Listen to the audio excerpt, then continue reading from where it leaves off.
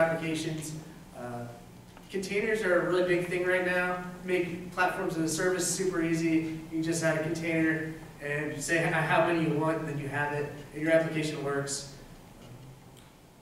Your developers can be working on the same code, working in the same condition as your deployed instances with like a Linux virtual machine. And then microservices, the whole idea is instead of one monolithic, you have lots of little things that do different functionality and they're all connected.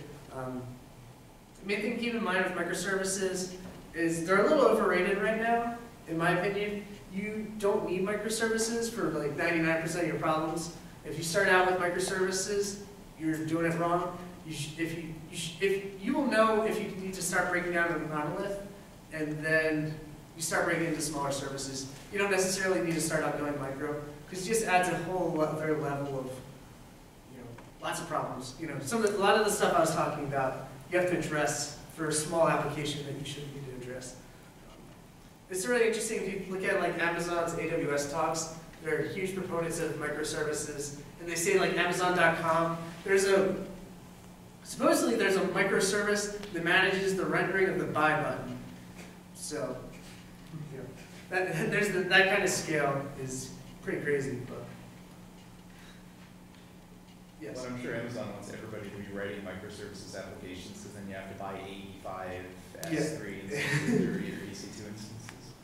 Yeah, no, it definitely doesn't hurt their business model if everybody's got, a million servers that are already using half a gig of RAM when they're paying for 2 gigs of RAM. Yeah. Okay, so only when you need it, don't start using them. It really is an early optimization, and the definition of micro is very subjective. There's definitely service-oriented architectures that are nowhere near microservice, and will suit you fine. Really, a lot of times you end up realizing you have to start reusing code anyway. If you're writing your library in Java, you have your Java classes.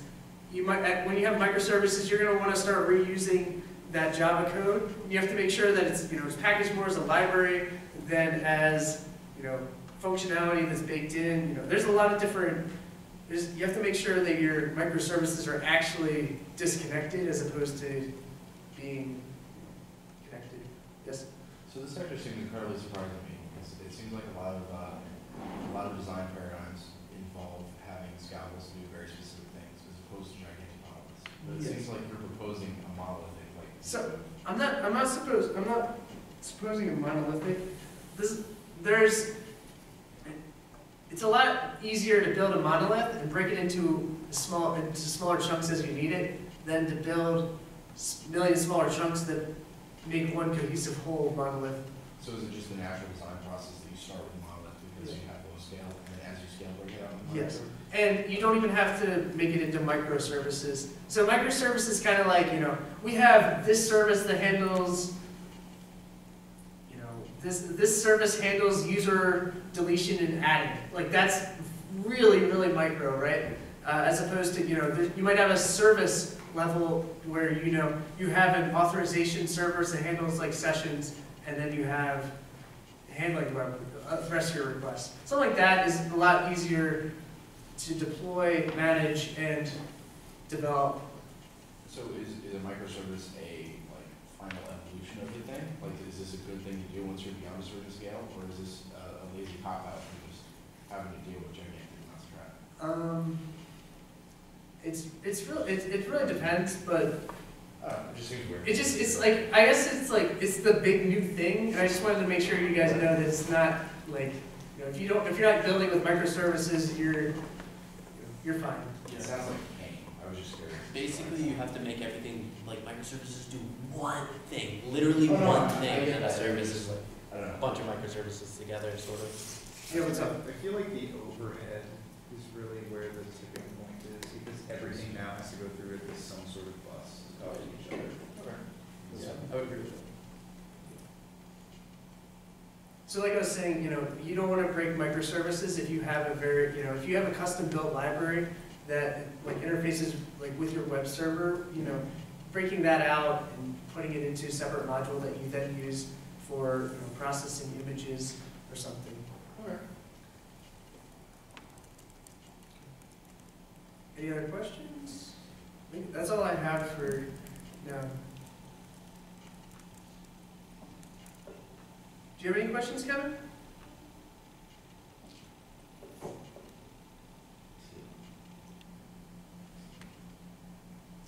What was the hardest thing at Onshape as far as like, I don't know, either learning or what was the biggest like mental shift in design that you did after seeing that much scaling? So Onshape actually isn't crazy amount of scale, to be honest. You know, versus like what we do, which is like 2 servers, versus what they do is like hundreds of servers. Hundreds of servers is nothing compared to, you know, Google's doing thousands. One of the, probably the biggest thing for me was realizing like what you need to start doing when you have, like how much goes into just managing the servers that you have when you have a lot of them. There's a lot of work that goes into the log congregation and the monitoring and making sure your app has uptime, you know, things that, you know, you start realizing you're not just building features anymore, you're building like a whole like cohesive system. So that was a pretty big shift for me in my thinking.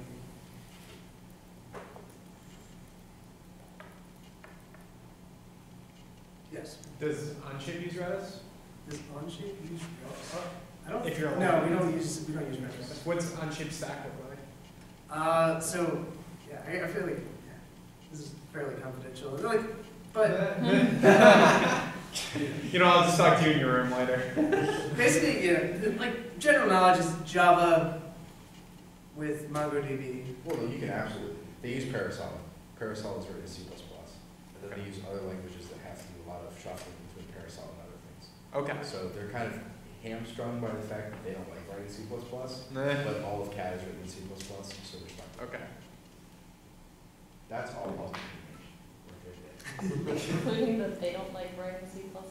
No, that's. I mean, people don't like writing A lot of C++ people don't like for it. web. Yeah. I love C++. Why would you write a web server in C++? We're good. Yeah. So I'm trying, let's say hypothetically, I'm trying to build something that shouldn't require more than one developer input, or should require like 1 or 2 developer input. Simple product that I hope to be used by a ton of people. Yeah. What would you recommend I build that in terms of like turnkey, like cloud hosting services that'll just handle all of the scaling for me, or any sort of like service if it's cheaper to just buy EC2 instances? Yes. No. So actually, like for something like that, if you look into like Elastic Beanstalk, Heroku, really the price per instance goes up, but the features that you add are like scaling. So Elastic Beanstalk will like let you have like rules where if you're, the Elastic Beanstalk is AWS, Amazon Web Services, Heroku style control of systems. So they let you scale. You can program to scale. You can program or not. But basically, it really allows you. One of the big problems is when if you start building it yourself, is you start having to do like your own what I was saying, discovery of services, or have a load balancer that manually configured to point to like 3 different instances or something. But you don't need to do that. So Heroku and Elastic Beanstalk lets you very easily just give them your code and say how many you want, and it does all the rest.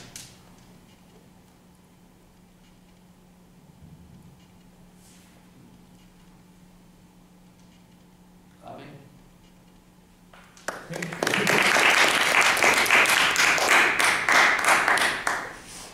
Very good.